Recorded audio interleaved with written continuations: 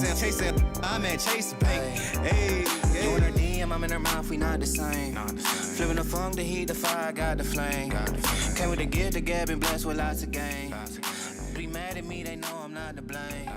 You in her DM, I'm in her mouth, we not the same. Flipping the funk, the heat, the fire, got the flame. Came with the gift, the gab, and What's going on, everybody, and welcome to our very first episode of the Titan Forge podcast. Something new that we're doing here where we're going to bring in a bunch of different people from the Titan Forge Games team to talk about what they do, what they contribute to Smite, and why they're so awesome. And I couldn't think of some better guests for our very first episode than the design team. I've got Clumsy here with me. I've got Lermy here with me as well. And I've got Aggro here. We're going to be chilling for about an hour and just deep diving into design and what they do and talking about Smite. I'm super excited. How are you all doing? I'm doing great, man. Thanks for inviting us on for the maiden voyage. Absolutely. Here, maiden voyage. I love doing podcasts. And right? You got some experience with Yeah, this guy. I've been here once or twice. Exactly. Okay? I've been here once or twice. I've been around the block a couple times. Yeah, right? just once or twice.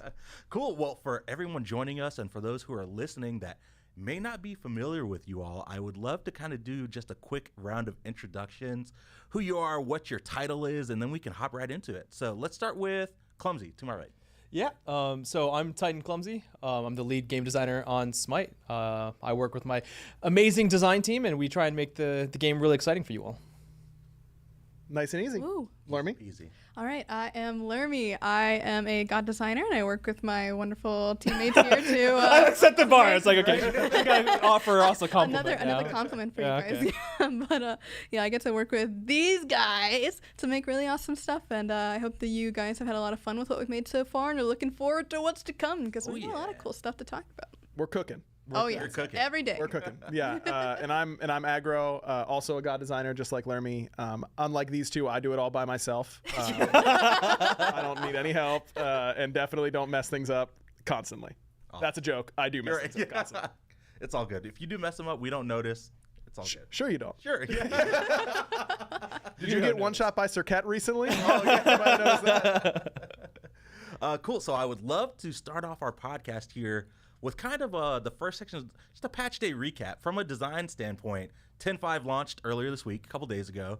It's been out in the wild for 48-ish hours. How are y'all feeling about the patch from a design standpoint? How do you think things are shaking up? Pretty solid. Yeah, I'm feeling really good about it. I think we got to address a lot of things that we have been meaning to for a little bit, so I'm happy about that. And then, of course, with it being the patch right before a big new season, we kind of got to go a little bit slower, but, that's just to get you guys nice and ready for all the amazing stuff that's going to come up in the new season. So be ready for that as well. Yeah, overall, I mean, the two biggest changes in the patch for individual gods were Tyr and Hachiman, and seeing a lot of really awesome stuff from both of those gods. Hachi is one that has been little forgotten about in recent metas, and excited to see that players are excited to play him. Yeah.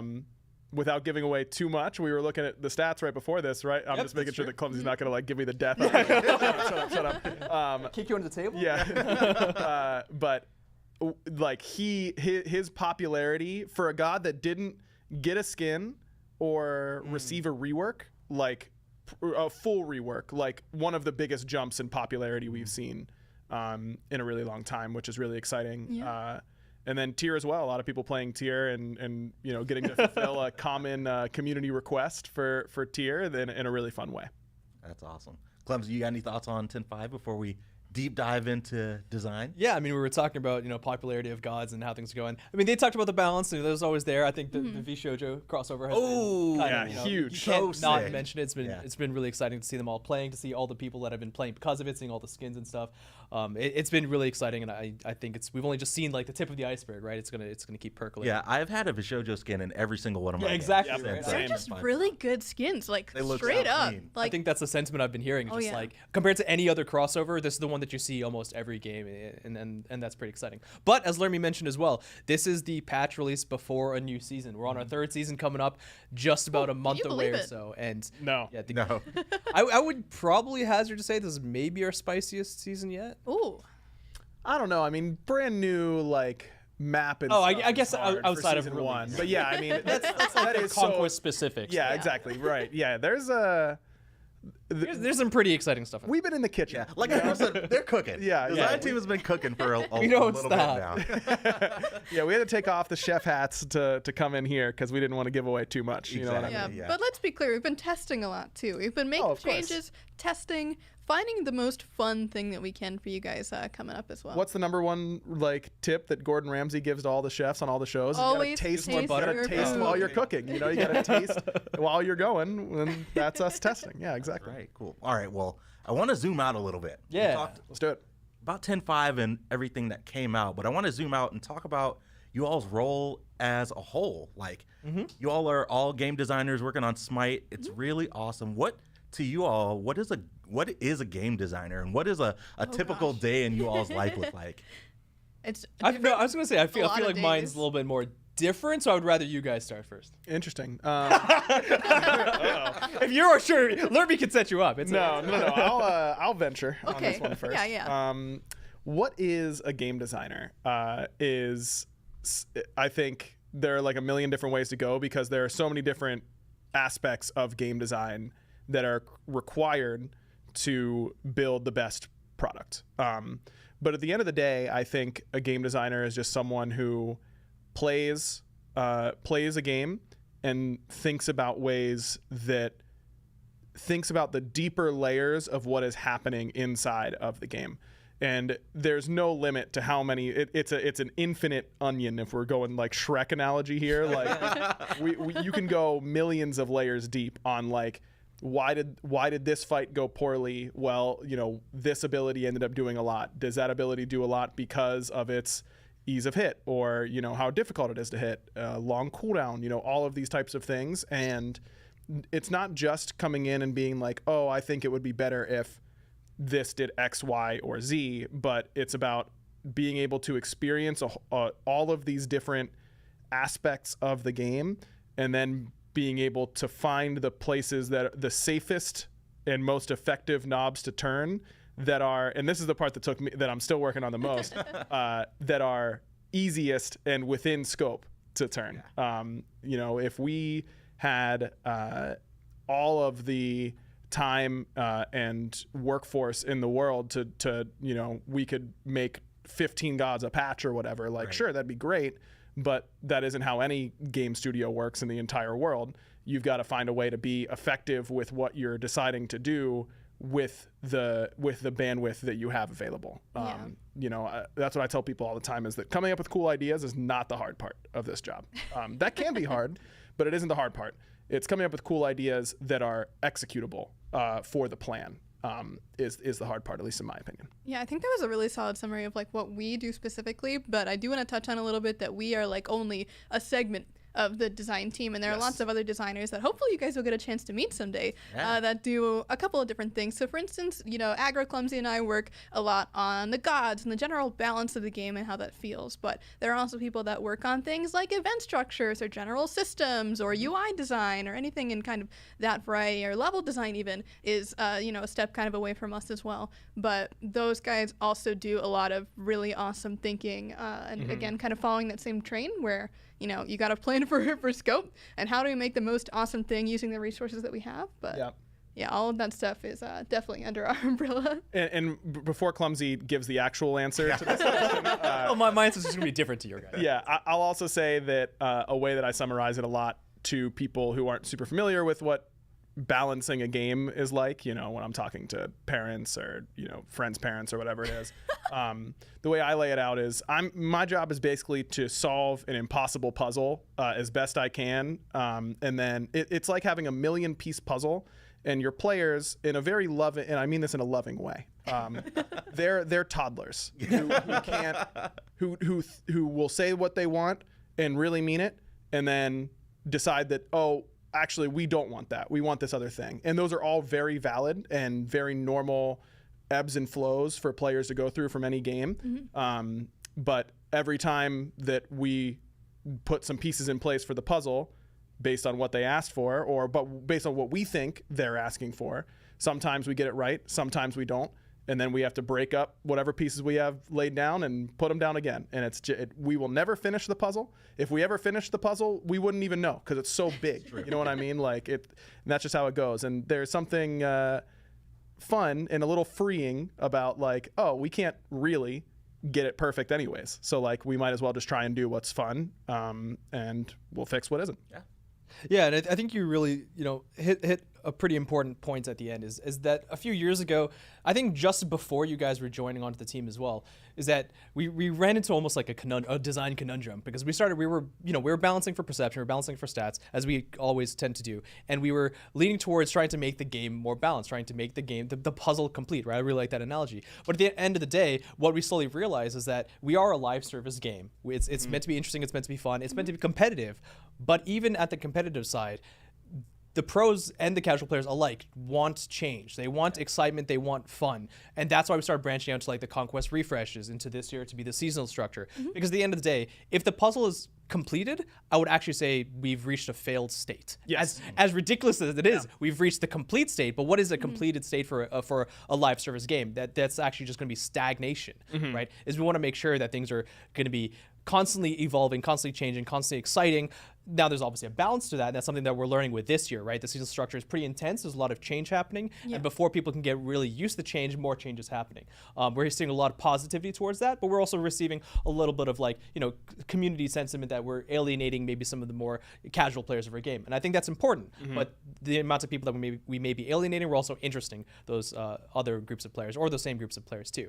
And so with that in mind, my job comes in to just Nice segue, Chloe. yeah, there you go. My job comes in to just be like, to help manage the team, because at the end of the day, that's what designers also are. We're effectively managers, right? Yeah. We're creators of designs, but once those designs have been created, we then are the managers to make sure that the different teams, because like Lermy was hinting on before, whether it's different parts of the design team or different parts of the studio that we need to work with together, it's the artists, it's the tech teams, it's QA, it's everyone together that's working to make a finalized product. And on the design team, especially for the projects that we're leading, whether it's God or seasonal features or whatever, we're going to be the ones managing to make sure that we get everything together to a cohesive structure and to the finish line. And so my job continues to be manage the managers, right? Like I'm there to make sure that these guys here and the other team members on my design team continue to make products that get there to the finish line as complete and as well done as we can. Yeah, I think a lot of it comes down to just making sure that we have that full grasp of the scope of what's going on. Like, for instance, I'm just going to break it down. Let's say we're talking about a god. It could be any god. Let's just talk about Ishtar, a very recent god. Yeah, Ishtar. So for Ishtar, it starts with us, right? The design team goes, okay, we're doing Ishtar. She's going to be a hunter. Here's her kit. And then you have to bring that to all of the leads of the various teams. Then it has to go through, everyone, like, is this going to be in scope? What kind of ideas do we have for her animations, her effects? What might that stuff look like? And then it'll come back to the design team and say, what do you guys think about these ideas? Do you have any feedback? Do you have any gameplay concerns? And that process just repeats and repeats and repeats. And all in the meantime, you have to do a little bit of putting on your quality assurance hat at the same time to manage the testing of the character and making sure that any bugs go back to the appropriate teams and all of that stuff. So that level of management goes really deep actually into the weeds a little bit of I am really making sure that I have my hands on every piece of the puzzle. Yeah, you got to definitely change caps a lot. Yeah. Like right now I'm my effects cap is on. Like I'm working on temp effects for my next god. So I'm doing very, the equivalent of elementary school drawings. I'm giving myself too much credit. Preschool drawings. Yeah. Let's just say Chris Lee, the lead effects artist, wouldn't be hanging mine up on the fridge. Okay, they're like, oh, this is nice. Or it'd be a little bit of a laugh in the morning, right? Yeah, oh, what a good day. Yeah. That's not what I need to see. But yeah, like Lermy said, it's a lot of being able to adjust to the different teams, kind of be in the know for what each team is working on for the various projects that you're leading, and be able to see the full picture of the release from all of these different departments' perspectives, while still having to focus on because it isn't just like, okay, here is the idea, go do it, and then we're hands off. We have to do a lot of implementation and adjustments and a lot of things on our own, which is really good to stay hands on with that type of stuff. It's been really educational too. Like, Yes. like I did not think coming into this job that I would be doing like some of that FX implementation. Yep. Like I didn't even know that was something that designers would do, or Nope. or prototyping, like getting in there, you know, and Yeah. really like making the character work. But the amount of like power that I like feel, or the satisfaction, I guess, of really like seeing the character come to life as I'm working with, you know, the different teams and, Yep. and like really building this character, like really fulfills me a lot. Yep, 100%. That's awesome. Well, Smite is huge. Yeah. 126 gods, over 100 items, relics, shards, all that stuff. 6 different game modes.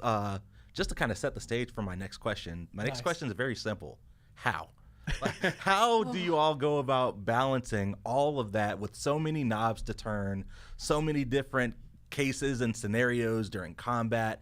It's such a tall task, and I'm sure our listeners in the community would love just kind of a little bit of a look into the window on, like, what do you all look at when it comes to approaching balance for a patch? Clumsy, do you want to give the right answer first this time? And then we can Well, I was get gonna to the give wrong I was gonna answer? give a answer. I don't know if it's gonna be the right one or not, because I was just gonna say, you know, you can't, right? Oh, okay, nice. I have the right answer. Yeah.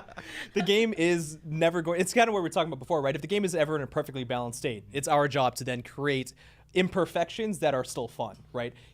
And what does balance really mean? It's like the perception of balance versus the statistics, and that's, I guess, I don't know, that I feel like there might be a question later on about that, but that is the fundamentals about like community design. perception versus reality is Right. something I know you all look It's into like All the time. we talk about it all the time. We balance around that all the time, and players still don't get that all the time, and that's okay, because it's not really their job to think about more so than their experience of the game, right? We're not asking them all to be, designers and what that may be. That's our job. That's what we're there for. But that's also what we design around. And like you were saying, there are so many different things that we need to consider. And I say this all the time, whether it's in our dev Q&As or my stream and my chats, is like, sure, your answer that you're telling me may be statistically correct in your scenario. That might be perfectly true for that. But for the SPL, for the ranked, for the controller players, for the consoles, for Arena, for Joust, for whatever it may be, we can't balance perfectly for all of them. And even if we do, we want to make sure that everyone's having fun. And fun might be changing things up and giving gods who you may not think need it really fun buffs. Or if you guys, like, I remember a famous one is like, we buffed Arachne several years ago, and we continuously still did, because everyone assumed she was incredibly bad. She was like the second, or Hades, right? Arachne and Hades are perfect scenarios of like, hey, usually, maybe not right now, but usually they're the gods like top 3 win rate. Like almost always, they just happen to be really good, whether they're pump stompers or whatever, they're successful. But perception was they were really terrible. So what did we do? We buffed them, because if people, like, that's where we're bouncing off perceptions. Like, we look at the statistics say they're pretty high, but if the perception is at an all-time low, it's okay to buff it to the point where, like, hey, as soon as people start complaining, it's like, okay, well, now we can start trying to manage expectations and align perception to reality. And maybe like the next buff will bring us both there closer together. And if not, that's okay, because metas need to change, right? The gods need to be better, they need to be worse. And that's something that we're going to continuously be playing around with. Yeah, that's also something that has come up a lot with like the extent of our buffs sometimes. It's like, why did you buff it this amount versus this amount? Sometimes you can go into the nitty gritty and buff by small amounts. Sometimes that is just the right answer for the situation or what the situation might call for. But, some examples that I can think of, like in the past, Mulan has kind of received buff after buff, and then suddenly one day she's exploded into the meta and everyone's like, nerf Mulan, Mulan is OP. Right. And then, of course, we're going to nerf her, but it's like, maybe she was good a little bit ago. And, a lot of the thing with having so many characters and so many items is there's going to be a combination or a play style or some kind of comp that you put together that has not been discovered yet. Right. And that's the fun part of it too, is that a while back, it was very funny. Polar and Mike did like a little run through of all the world championships on his stream, and just watching that, just seeing the discovery of some of these things happen throughout the years and throughout in pro play as well. Just in how that would popularize different play styles, different comps, different like ways to even use your abilities. Seeing that progression from the player base is really cool to see as a designer.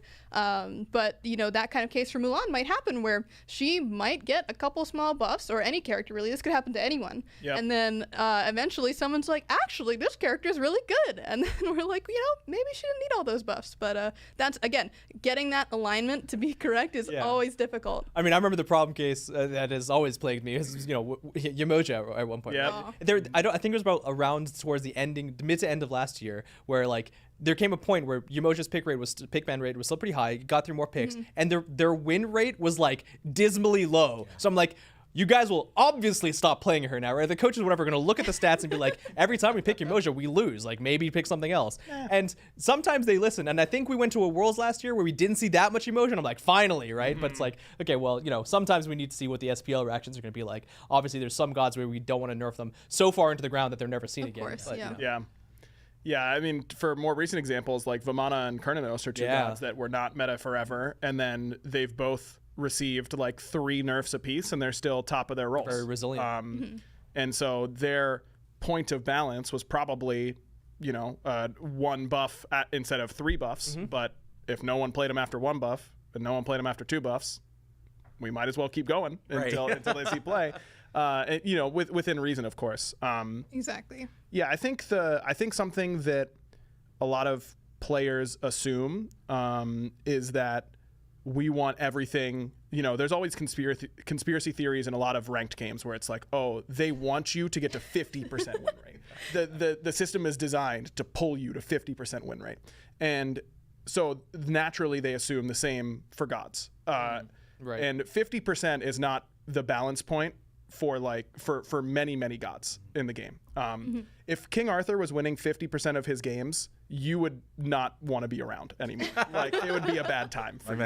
And if you see his buff King Arthur, it's probably because he's at like 30. Exactly. He's like really low, and he could use some love. Arthur's balance rate, just throwing out a random number, is probably like 43% or something, or 44%. It's like Giannis too has been down there as well. Yeah. Exactly. Like, these are gods that if we tried to get them to 50%, and they got to 50%, we'd be alarmed. Like, that there would be an alarm going off somewhere in the room.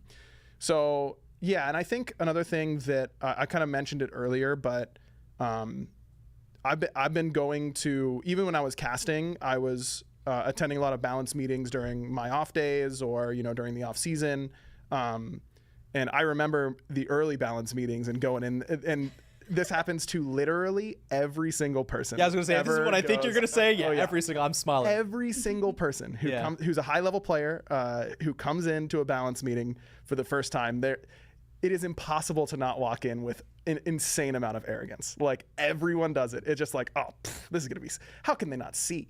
I know. Like, I'm gonna illuminate their minds here. I'm going to really teach them what's going on. And then it's like, okay, we got to nerf you. First things first. I remember Giannis was meta when I during my first balance meeting. I was like, guys, we have to. Clumsy was cooking. I'm staring at you. I'm like, yeah. I wonder what I said in that meeting. I don't know. I don't know. AJ. It was probably AJ. I think AJ, because AJ always does it in the perfect way to just absolutely just like take all the wind out of your sails. He goes, okay, cool. Let's take a look at Giannis' stats. Because he knows what the answer is. Like, yeah, he types it in. We know what's going to be there because we've seen it. Oh, in Diamond Plus PC only ranked games with people who have like over 5 mastery on Giannis, he wins 39% of his games. Think we should nerf him? And I'm like, well, that can't be right. Like, that's got to be low elo. He's like, no, Diamond Plus. And I'm like, oh boy. And like that, those are very, those experiences continue. Like, I feel like I'm almost learning. Every meeting. Yeah, almost every single meeting. Like, I feel like I'm really learning lessons all the time. And I think that one of the biggest jumps I've made as a designer was to no longer worry about trying to make the game balanced, and instead I don't even think about that term, to be honest with you. I just think, like, is this good for the game and more fun? Like, those are the two things that it has to pass. And if it is going to be fun and good for the game but be overpowered, then that's what it's a team for. We go like, oh, okay, that might be cool, but like, let's rein it back a little bit. Like, that, especially when you're talking about like new features, right, or new characters, new items, whatever it may be. We want to make sure that it serves a purpose and it has like, it is fun, and then from there it's iteration that can rein things in. Exactly.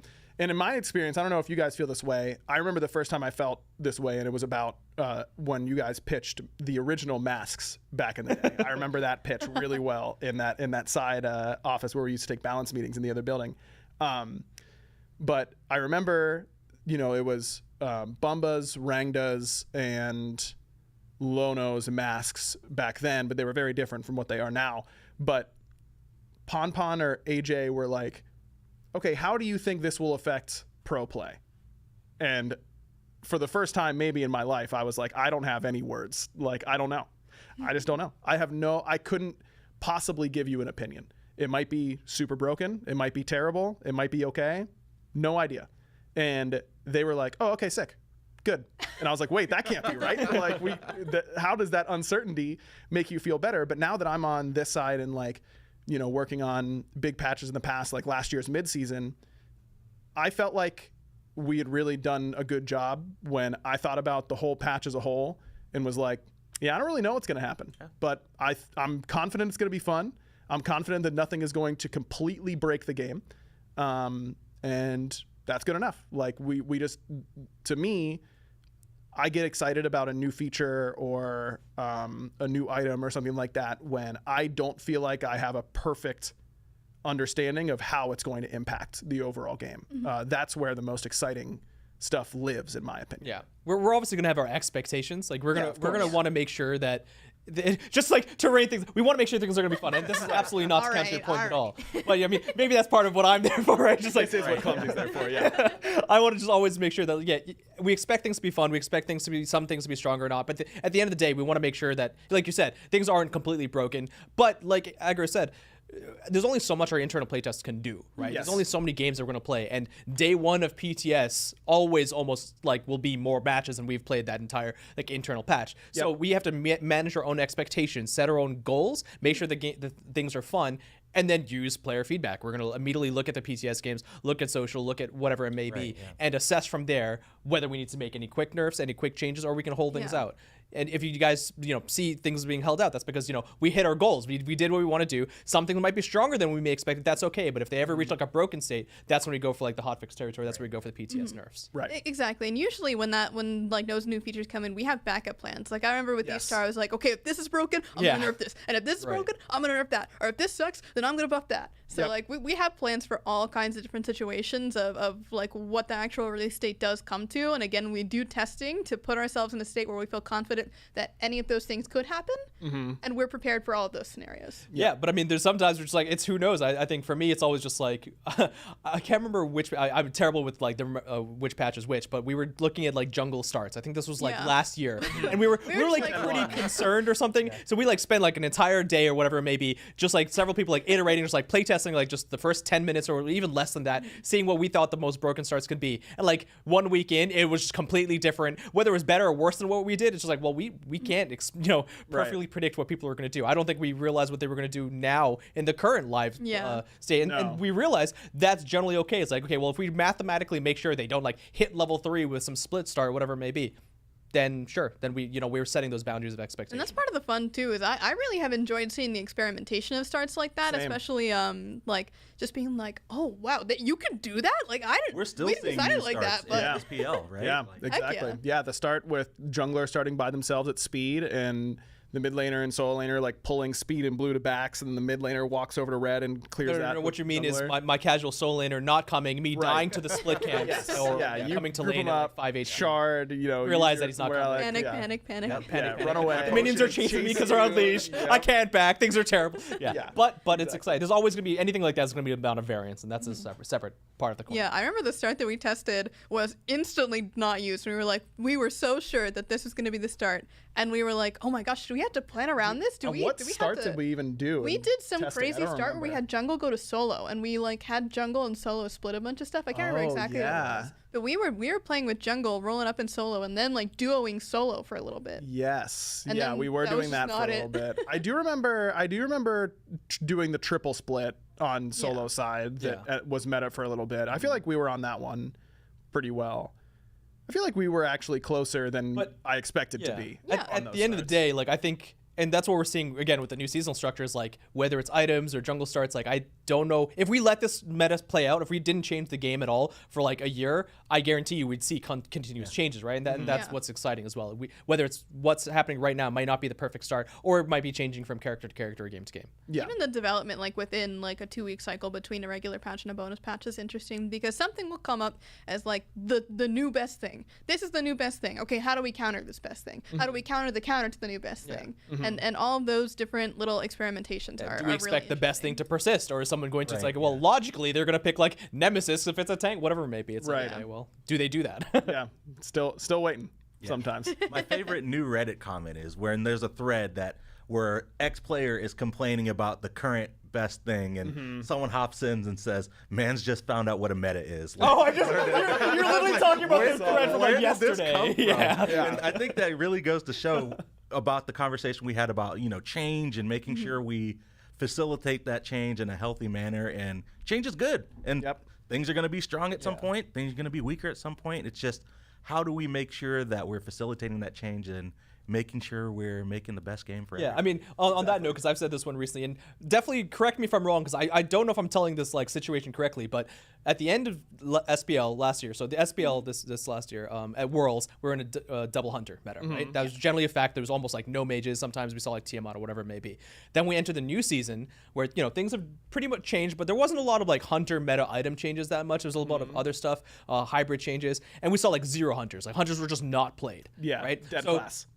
Dead class. And then very, very soon afterwards, with almost no itemization changes, we are in a super crit heavy, hunters are ruling everyone meta. Yep. And the fact, and sure, maybe there was a couple of subtle nuance changes, but my understanding is like, if people tried, like at the beginning of the year, tried hunters with a crit, gave it a chance, it might have been total. In fact, it probably was totally okay. It's like we saw the popularity of those things, the items, the win rates and stuff. It was probably fine, but trickle down effect and like the herd mentality of like, no, hunters are dead, therefore we're going to just stop playing hunters. People, as soon as people start trying things, you see a lot of innovation. Yeah. Yep, absolutely. And especially when it comes to like new seasons and new items and that kind of stuff, it's something that I've talked about on my podcast before, which is like introducing a new item.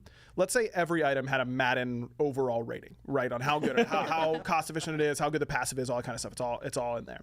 If your third item in your favorite gods build that you build every game is a 90 overall, and we introduce a new item that's a 90 overall, you might try it once and then never buy it again. Right. Because you've got so much comfort level and so much understanding of what is my power spike like with this other item.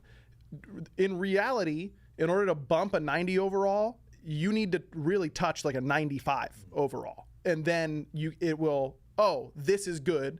Oh my God, this is broken. Like, once you get over that hump of like, oh, this does, I might have to change my play style a little bit. I might have to adjust it a little bit. Like some small tweaks to Boomerang, I think, are all that I can remember that we did to really buff crit. We were even discussing whether we once like rework it completely or one I know. point. Like we did the tiniest thing and like, okay, no, Yeah. everyone we're just like, oh, it's only assassins only. And the next patch, crit obviously was like favored, and you saw everyone building it, hunters and Yeah. assassins. Okay, well, clearly it's a balance. We just needed to get it up past, it was probably about the same overall or a little bit under. I think it was Aussie that was in that slot that it was competing with.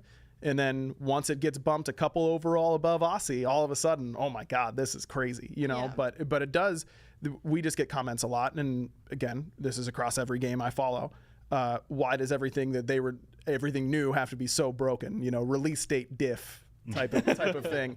And the reality is if you play three gods, and then a fourth god that fits your style releases, but you want to keep your god pool to 3, and that fourth god is the same strength as your other 3.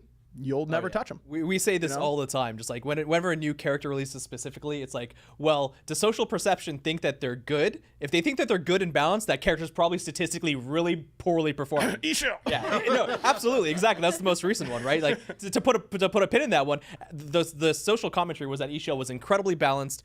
Fun is a whole different conversation. Right? I'm talking statistically speaking, like the win rate's probably doing pretty good. The win rate was like 42%, like it was as bad as like King Arthur, right? And people are like, oh, why aren't they nerfing it? So it's like, well, we're hoping to buffer it. Yeah. Could you guys realize how much you're losing a little bit so that we can buffer without getting mad? Without you getting mad, that would be ideal. Please. Yeah, I think in general, like we were talking about, change is fun, but change is scary. It is. Change can be really Good point. hard, especially for players that aren't like reading the patch notes. They don't know the stuff that's changing as much as you and I know, or even like our more invested players. There are times where I'll look at an item or something and be like, when did we do that? Oh All God, the that was time. like 3 years ago. All the time. Like I'll have to tell Chris, like, hey Chris, you shouldn't be building this anymore, and he'll go, what? It's OP. Yep. I'll go, Where no, did boots go?" We changed it 3 patches ago. And he'll go, oh. Dude, there was one like this week where that happened. what was it? I'm not gonna remember in time, but I'm gonna. That's gonna be kicking around the back of my head. And I maybe remember. we can come back to it. But Yeah. I want to talk about you all for a little bit. We talked a lot about design, but Yeah. one thing that I think is super unique about your team is that you all came from the community and were super involved in Smite before even working at Hi-Rez and being involved. Particularly, you all were involved really heavily in esports. I want to talk to you all about kind of what that journey was like and how y'all feeling now that you're internal and got the inside scoop on what's happening. And does any of that past experience from being a community member, being on a pro team, being a caster, being a coach, do you bring any of that experience to your design process? I would say so, but I would say like I was like looking at my two lovely designer friends here with the competitive scene. It's like I've definitely learned, especially it's interesting from the coach side. So I always put the caveats on the caveats, right? But I did come a little bit more on the coaching side. I didn't get too as heavily into esports as I was looking to at the time. But that's because I had a decision to make pretty early on as whether I want to stay on the esports side. But coming on the coach's perspective, there's always the times where I was trying to like manage all the different team members and kind of see their strengths, their weaknesses, and what they could play up on. What are like some strengths I can really ham into and make sure we like play around that, or whether there's some weaknesses that we need to, whether it's warding, whatever it may be. And it's kind of the same kind of vein, is learning about the balance structure. Being a coach in a way was like being a manager, right? I think that really helped lead me up to understanding an objective point of view of just like, okay, there are things that you guys can get away with. There's things that I need to listen to you guys about, but there's things that you guys need to listen to me about. And it's kind of that give and take. I think that really helped me up as I moved towards becoming a designer. That's awesome. Yeah, for me, I never intended to become a game designer. Like, it was something that I wanted to do when I was little, and then I realized quickly that I am nowhere near smart enough to know how to code. And so I just assumed that game design equals programming, or in a lot of places it does. But just kind of lucked out that the way that Hi-Rez is structured, there is not really any programming ask of game designers. But in terms of how my like Smite journey has impacted my design process, it obviously biases me more heavily towards the higher end, competitive scene. That's something that Clumsy and I discuss frequently. That I need to, I think we both get reined in on that a lot. all the time. It's like, yes, guys, that's good in pro. This will work in pro. What will it do for the PlayStation, first generation PlayStation 4 arena only player, and how is it going to impact them? And so, that's something that I've definitely had to work on. But I also definitely think when I was working on my first God, Maui, we talk a lot in the God design room about wanting the ultimate to be a cinematic moment. Like, that's got to be this wow. There are lots of, for me, Set is one of my favorite characters in Smite. I love that god. Love playing him, love watching him, think he's super cool. But he doesn't have as much of that, oh wow, ultimate moment. Now, I think it is because, if I'm getting in there and I create all these clones, I still think the coolest feeling in Smite to me is creating like 15 set clones and then getting to skewer them all. I feel like I just need like the Naruto like little noise, like Agebunshin, yeah, exactly. And then like, oh my wa, can we do that anyways? Anyway, but that ultimate isn't thought of as one of even though it's one of my favorites, it doesn't pack that visual punch immediately. You can make it through execution, but you have to have a really good reason for your ultimate to work that way, instead of just, oh wow, big explosion, big movement, big moment. And so I really wanted Maui to have that like, oh, very in your face, visceral, physical feeling type of ultimate, and definitely came at his kit and eShell's kit from a perspective of how is this going to look from the spectator point of view, because that's how I have engaged with the game the most. How my thousands of hours in game are still nowhere near the amount of hours I've watched from the SPL spectating perspective. So it definitely has impacted me in that way for sure. That's really interesting. What about you, Lermy? Yeah, it's been crazy for sure. The whole experience, really, because I started playing Smite in middle school. Oh my gosh, that's so gonna date old. everyone Can I else get at the something table. stronger? Can I get something stronger than water here, please? Good lord. For me, it's been a very long time of playing, and only recently did I really start understanding, what it meant to work on games. Because like Clumsy and a couple of other people at the studio, I started in quality assurance, so a lot of that was really getting familiar with what does the game development process look like, and how does it function? Like, how does the machine move through the day-to-day business that we have to get through? And so a lot of that perspective really helped me understand like what needs to get done, and like how the designer really does fit as like, I don't want to say the core of the machine, because that feels like it puts us over other people, which is not true. Everyone does an amazing job, and really their work shines maybe even above ours sometimes, because we were just saying, I like that. I like what you did. Yeah. Yeah.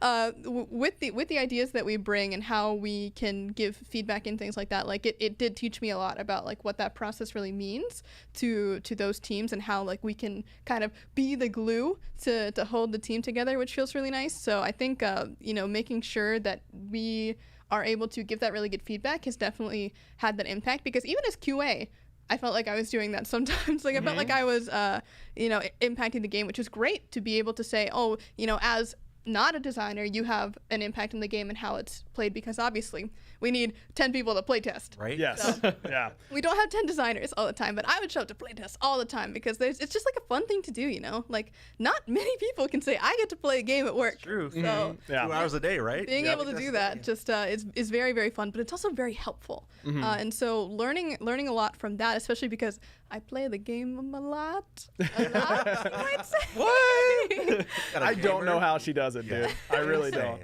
Yeah. I still love Smite. I cannot do what Lermy does. That's for sure. I need to separate my work-life balance. But Lermy's like, yeah, I was up till 5 queuing Smite again Right? last Yeah. night. I'm like, oh my god. I just really like to have things that I click with, and like my favorite thing is learning all of the characters, and then learning like how you can pull off different combos and doing things like that. Like that's my focus in Smite, is how can I complete Smite? Let me complete. How can I beat the game? The day Lermy wins on Right. like But it's like we were saying, we don't want players to complete the game, so Lermy's never gonna stop playing. nope. It's perfect. That's perfect. I know the capes. Genuinely, yeah. genuinely, another huge thing for me to grind for, which is great. And that's always fun. The progression retention mechanisms are always a big Yeah, driver. so that's a really big driver for me too. So I'm really hoping that we get to do more things like that, Yeah. because they're really fun, and that's why I play all the new Gods to Diamond as well, because it's just I gotta get the X. Everything else has the X. This needs the X too. Okay, listen, it has Number to be the same. goes up. Yes. Lermy gets happy. Like that's just all there is to it. But like diving in more to the specifics of the gods, I think for me in particular, kind of like Agra was talking about, I really just like the complexity of skill expression. And again, coming from a background where you've played an amount of high level, I won't say that I am a good player by any means, but you were like a GM last split or something like that, right? it was fake GM. It was a Mickey achievement. I didn't even. This is the first time I'm learning that. She was lauding that over my head. Listen. This is real. I'm being completely serious right now. Aliens come to Earth. Okay? They've got the death beam pointed at Earth. We need one player to load in to a casual conquest match and win. It's just like a random match. It's not set up or anything like that. But if they look at me and go, we're going to randomly set up a conquest match, and you have to pick one person who's going to win that casual conquest game. Give me Lermy. Yeah. And this is not a give me Andre fate of the Iguodala entire moment. planet. Yeah. I'm right. Like, no one wants to win and will actually win more than Lermy. Like, you can, some people would say Baskin. The chances he's going to int that conquest are really high. Yeah, sure. You know what I mean? Like, Lermy's a very good player. Don't let her sell herself short. Well, okay. Anyway, back to what I was talking about. Sorry. Apologies. But taking that experience and taking that, I guess I will say high level experience into the characters and features that I create has been very difficult, because the features have to work for everybody, not just the high level players. So finding the way to make characters have these like skill expression moments that feel really powerful, like for instance with Ishtar picking between the various versions of her wands, or with Yu Huang being able to hit the ultimate is Aim the back definitely dragon. The back Yeah, dragon. the back dragon. Yeah, that's a tip. Yes. That's a tip for sure. is very difficult. And that's a lesson that I feel like I've been learning a lot through the 3 that I've had the opportunity to work on so far, is how do I make a character that has the ability to be really skillful, but it's not impossible to play for people that perhaps are less skillful than other people. Right. Yeah, I remember going into working on Maui, and I was like, yeah, I'm gonna try and make it easier to play Guardian. Oops. For those curious, Maui's skill variance is I missed on that one for sure. Much like many people do with his skill shots. but he's fun. But he's right? very fun, and I'm very happy with how he turned out and all that kind of stuff. Fun is the goal, right? Yes, If we hit fun is the goal. We have succeeded. I do wish he was that I could have made him a little bit easier. But that's like executing perfectly on your first god, in my opinion, Impossible. Literally impossible. Impossible. Like there is so many things that you need to be on top of, and it is so much work, and it is so rewarding, and it's completely worth it, and I mean that 100%. But there's no amount of prep, in my opinion, that you could really do besides doing it. Like, you just got to do it. I fully agree with that. And you'll make your mistakes, and you'll learn from them. And I feel like my process from Maui to eShell was night and day in terms of like smoothness and how well I executed and that kind of stuff. And that's all you can really do is try and, And it's make not that even with better. the god itself sometimes. Like it No. even is in the way that you talk to the rest of the team sometimes, and how much you communicate with them, and like the ways that you work on things with them. I at least felt like I was so much more organized Much better. on Ishtar than with Yu Huang and things like that. So it's not even about the gods. Yeah, I know I'm rambling, and that's something I tend to do, so I apologize. But it does remind me, my wife's a first grade teacher, and one of her favorite lessons that she teaches to her kids is in their like writing segment, and it's she has them write down instructions for how to make a peanut butter and jelly sandwich. I've seen this. And then she just follows what they say to the T. Yep. She does not assume a single thing. And so it's, get bread. She gets the whole loaf of bread. Put peanut butter on the bread, and she'll grab the jar of peanut butter and put it on top of the full loaf of bread. And it's like, well, you didn't tell me to take out a piece. You didn't tell me to open the jar. You didn't tell me to grab a utensil. And game design is exactly the same way. Like, you can, no matter how detailed you feel like you are being, there is a level of detail that you probably should have gone to instead. And I think of that lesson all the time when I'm like, setting up something for another team to work on. I'm like, okay, let's do this. If they did absolutely nothing, if this were a computer that were just doing the instructions that I'm laying out, would it get to where I want it to be? And that's something that, no matter how detailed you are, you should probably be more clear and more detailed with what you're I think that part of the process is really fun though, because Yeah. even when you make the mistakes, you then realize and go back and go, oh, I see how you got there. Yep. I see how we ended up here, and I can fix it for the next time. And things like that have happened before, where it's been like, oh, I wanted it to look like this, and they go, oh. well, then why didn't you say that? And you're like, you're right. I thought I did. I should have. I should have said You that. should have lived in my head, you mean, Yes. Yeah. I painted you a picture with my 2 sentences on what this should look like. Programmers are so smart. They're probably not that far off from being able to read our minds, True, right? Maybe we don't have to improve at all. They just need to ascend to that next level and be able to actually read our minds. Yeah. All right. Well, we're nearing the end of our time here, but before we go, I would love for you all to kind of drop some knowledge. I'm sure we've got a ton of watchers and listeners who are interested in game development and game design as a career. Y'all have any advice for anyone who's looking to get into the industry and be a potential game designer or work on games? Oh gosh. I'm gonna take this. I'm gonna take the easy approach, like the generic one, but the one that anytime I hear that question, it's always the same thing. So there's 2 things for me, which is one, what the game design field, like when I hear people say they want to be a game designer, it's like, well, what do you want to be? What kind of game designer you want to be, right? Yeah. Because sometimes the answer isn't always what you do, right? Sometimes the answer is, I'm actually really interested in like the tech artist point of view or the rigging point of view, whatever it may be. It's like, okay, well, what part of game design do you want to be? Do you want to be a narrative designer? Do you want to be a system designer? Find out what part grabs you the most. And then on the second side of things, which you can kind of do with any of those stages, to be honest, with any of those answers, is like, okay, well, how can you work your way towards it? So if you want to do something like we're doing, nowadays especially, the resources are out there to just start tinkering with things, right? So I would say go ahead and download Unreal, go ahead and download Unity. Those things are free to go.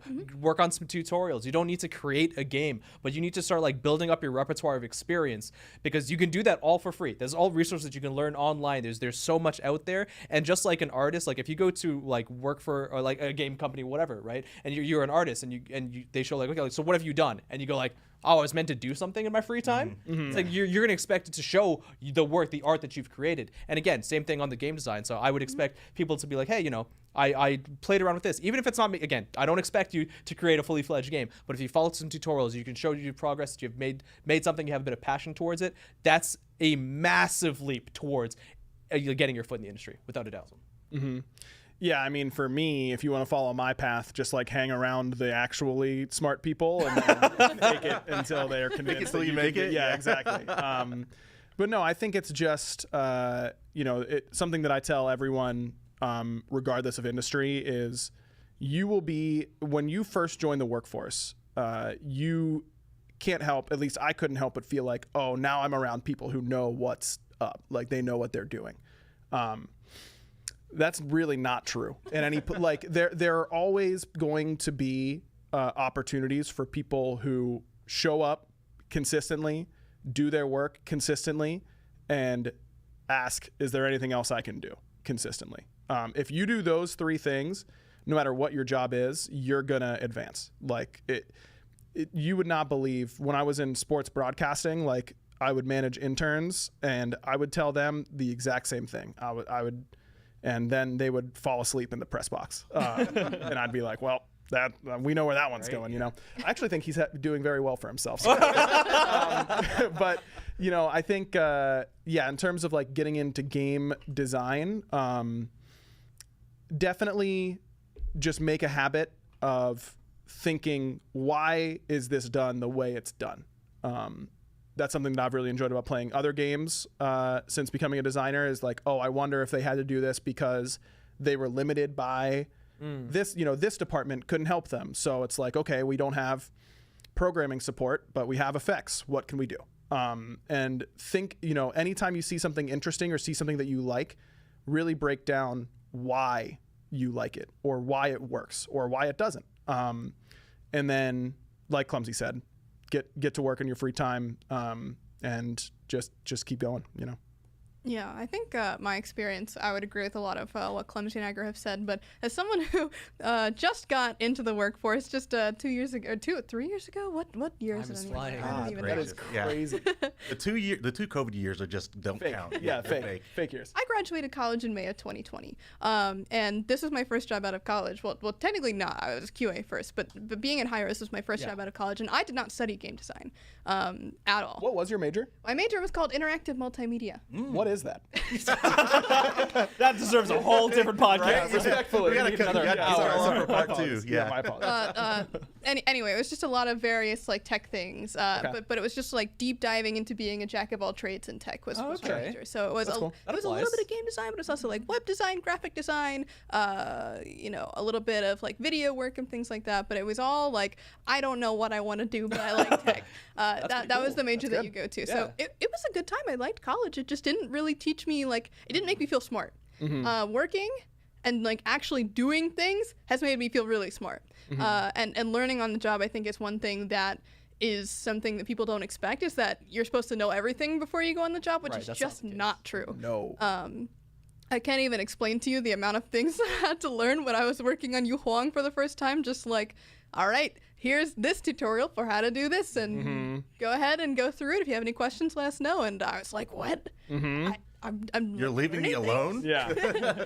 And that like part and like the creativity of it all as well is just something that has been really fun. Like that's a fun part of learning, and people don't expect you to be perfect on the first go as well. And No. and a lot of really good jobs will set you up for success in that way, where they will either have a mentor with you or give you something where you're allowed to fail and really explore, why did you fail? Why did we get to this point, and how can we improve for the next time? And I think that whether it's the discussions that we have in balance meetings or whether it's, working on test runs of pitches and things like that. Those opportunities have taught me so much about what makes things successful. And so going through those kind of exercises, and presenting them to your friends, presenting them to your peers, or really anyone that will listen, that has a similar passion of, games in general, just being like, okay, guys, what do you think about this idea? And take their feedback to heart and workshop it from there. Because I think, like we were talking about, making things, even if it's not like an actual product, make a design document, make like lists of things. And I like what you said as well. Is like, if you're talking, like, share that idea with other people, whether it's like-minded or not, because the worst thing you can have is an echo chamber, right? Yes. Like, you don't want people telling you yes all the time. Is you want to hear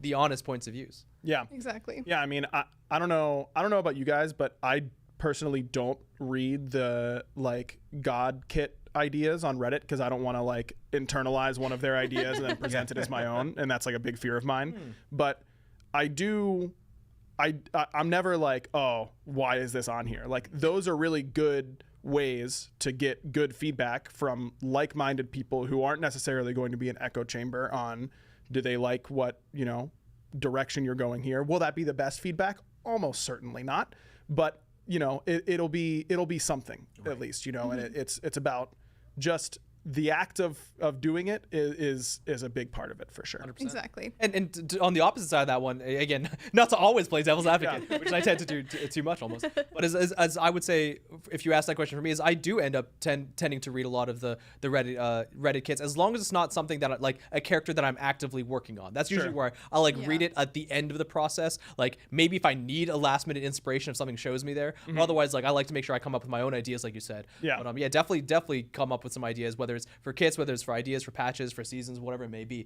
And Reddit or social media is a good place to see if other people agree with you. But take it with a grain of salt, because sometimes the vitriol can be pretty high. Yeah. Yes. And especially alongside that, literature is important. Don't get me wrong. I'm not a big reader. I was gonna be like, I'm not a big reader, but learning more about the actual process and the mechanics of the whole game dev system is really helpful to understand, because it will tell you a lot about scope, like we talked about, and what happens when X department just doesn't have enough manpower or resources to be able to help you with whatever problem that you have.